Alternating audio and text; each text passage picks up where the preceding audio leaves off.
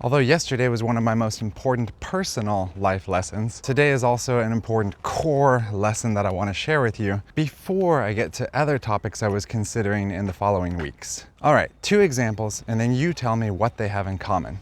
The victory pose. I'm sure this is something you've heard about before. They say people going in for a job interview, if they go into the bathroom first and they make a victory pose for like 5 minutes or so before the interview, they actually perform better.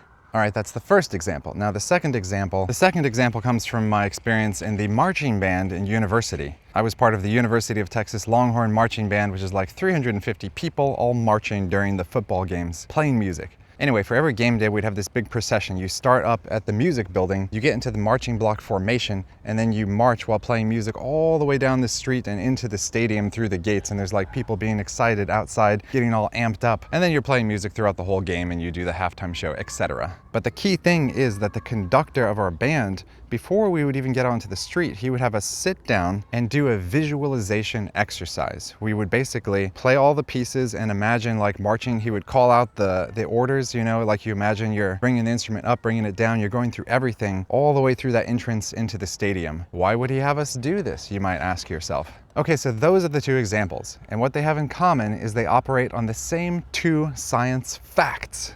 Number 1. Your brain is made up of billions of neurons, and for each one, there are thousands of synapses connecting them. And that every day, what you think about and do literally changes them. That's learning. Those are memories. Number 2, and I think this one's especially important. Your brain rewires based on what you repeatedly focus on. It does not strongly distinguish between what you experience and what you vividly think about. So you can literally train it. Think back to those 2 examples I told you from the beginning. The job candidate doing the victory pose in the bathroom before the interview. He physically did this action ahead of time, which affected his behavior later. And then think about back to my marching band experience. Why would the conductor have us spend our time doing this visualization exercise if it were not important? You are taking actions that kind of program your brain in a sense. So that's our life lesson for today, self-affirmations. So what is that? Basically, write down positive things about yourself, read them out loud in front of the mirror every morning.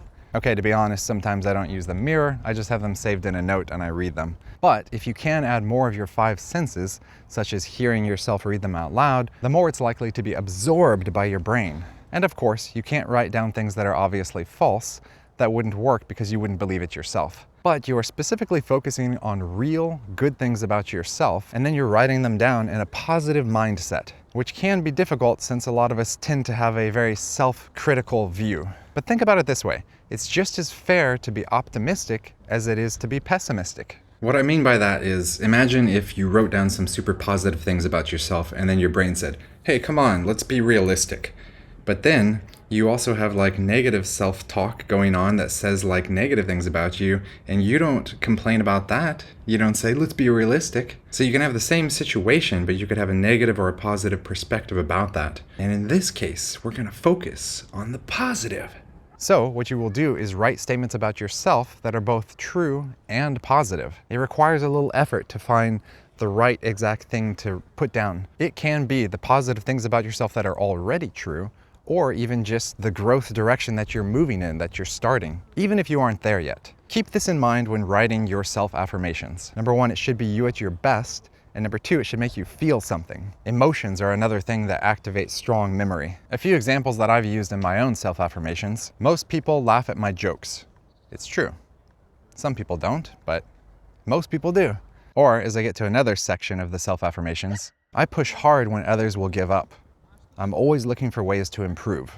In fact, there's even a section of mine, I don't know if you're technically supposed to do this, but at the very end of my note, I've just listed all of my accomplishments I've ever done, which I find to be pretty powerful. So you can try that too if you'd like to. Think of everything you've ever been proud of. Write it down in a list and read that to yourself on a day when you're feeling down.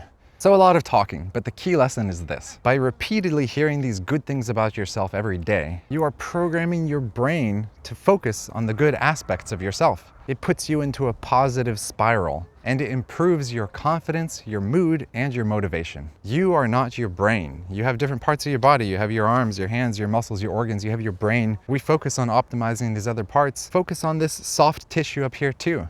So I really do recommend taking some time out of your day to sit down and just write these out. I keep them in a locked note in my phone that no one has access. These are personal just for you, so you can write in a totally free way, free from judgment of other people.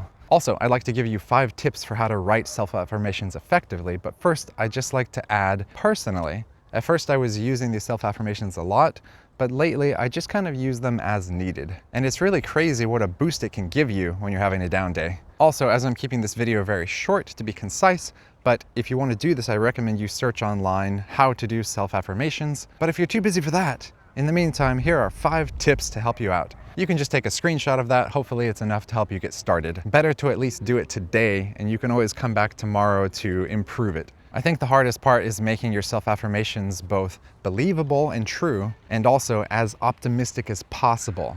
Optimism maximizing. So you got to be careful how you write them, because you don't want it to be like when you're reading them out loud that you don't believe what you're saying. Consider them like stretch goals. So even though I don't have time to list out every possible tip and way to do self-affirmations correctly in this video, my goal with this particular life lesson was just to make sure you are aware that self-affirmations exist, and to say that from my personal experience, they actually are helpful. I will see you tomorrow for the next life lesson, because I am posting one of these every day as a 30-day challenge. See you soon.